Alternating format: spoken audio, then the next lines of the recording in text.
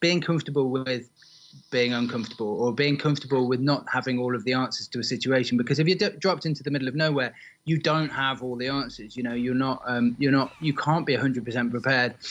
And I think once you become comfortable with that state, and you almost label it as exciting rather than, full of dread and fear, then you can start thriving in that environment, can't you? But if you're waiting to be happy until you're 100% safe, then you might be waiting quite a long time. So for me, it's about being comfortable with uncertainty.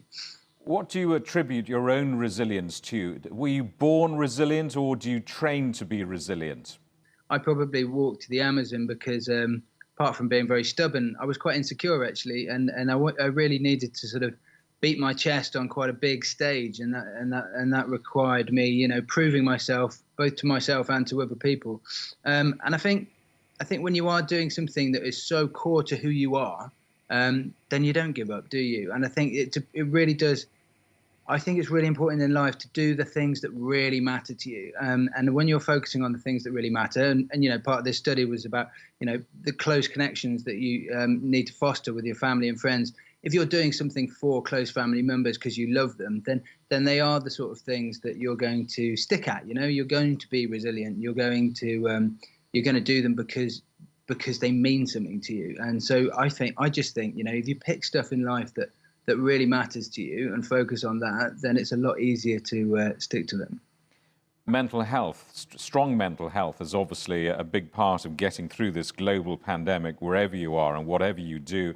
What methods do you use to stay strong with regards to your own mental health? Well, I had a bit of a breakdown actually after I did 60 days on an uninhabited tropical island. It wasn't immediately afterwards, but a few months afterwards, I really hit rock bottom. And I think the psychologist who analysed me said that he said, I'm sure if your courage was in a sort of bank account format, that normally you've got lots in reserves, but at the moment you're overdrawn and you're depleted. And I think a lot of people are finding themselves in that state.